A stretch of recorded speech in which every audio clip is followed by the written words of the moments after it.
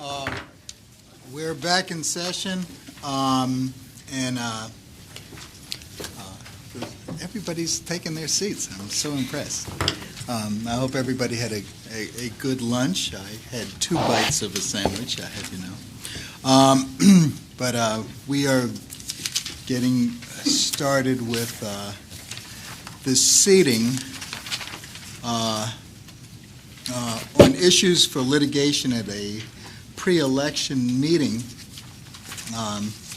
and I assume that we're going to be speaking in order that you're seated. So, Ms. Crawford, you can proceed. Good afternoon. My name is Brenda Crawford. I am a registered nurse, and I have been a registered nurse for 26 years and an employee of Universal Health Services, UHS, for 20 years. However, I am here today to share mine and some of my colleagues' point of view regarding the NLRB elections.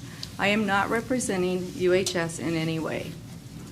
Last year, RNs at my hospital and a sister hospital moved to organize a union without success.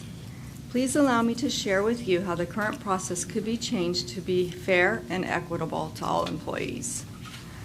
I strongly support the board's proposed 20% rule. Just over a year ago, we filed our petition for the registered nurses to be represented by UNAC UHCP.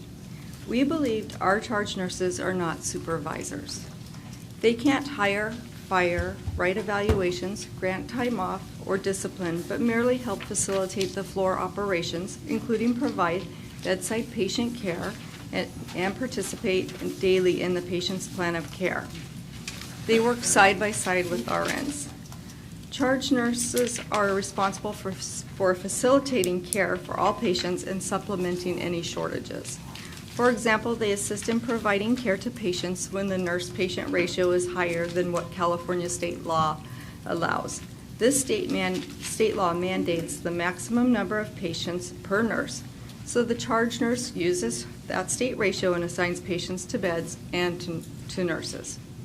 There is very little difference between staff RNs and charge nurses.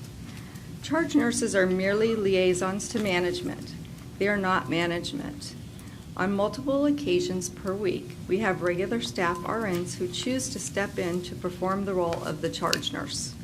The relief charge nurses, in other words, temporary charge nurses, perform the same duties as the charge nurse. If nurses can be designated relief charge nurses at any time, how can charge nurses be considered management? Regardless of whether or not the charge nurses have the training or background to manage a unit, they still do not have the ability to make changes without the manager's approval. In 2012-2013, when we organized to become unionized, the company had opened the charge nurse positions, and every charge nurse who was interested was required to either apply or reapply for a position. Administration said they were restructuring. Prior to the union election, the company hired and or promoted a large number of nurses to charge positions. Immediately after the election, administration claimed they had too many charge nurses. So every nurse who was interested had to reapply and go through the process again. In my department alone, they cut the charge nurse position down by 33%. And to the best of my recollection, the other units had a larger number of position cuts. The message I got from this reduction was that administration wanted to exclude this large number of charge nurses, my coworkers, from being allowed to vote. The charge nurses should be a part of the unit, but if we would have argued for their inclusion, we knew it would have gone to a hearing and the election would have been delayed.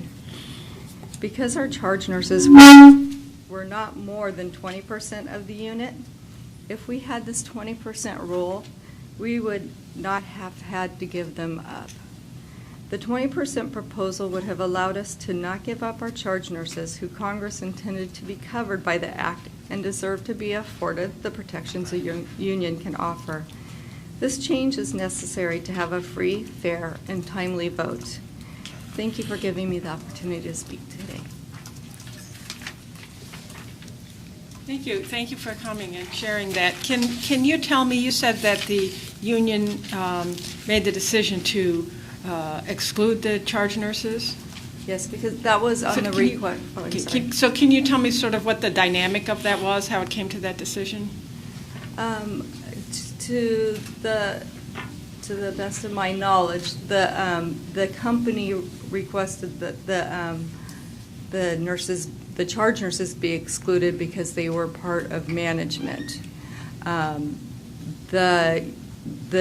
Us as the organizing committee and the union decided that we would go ahead and go with that because we didn't want any delay in the election. And what would the delay have been?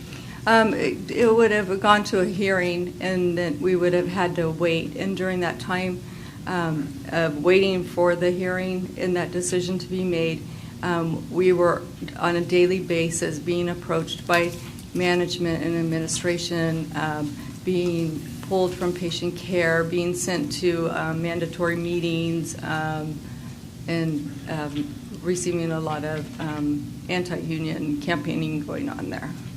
So for the purpose of getting to an election sooner, you're saying? Yes. All right.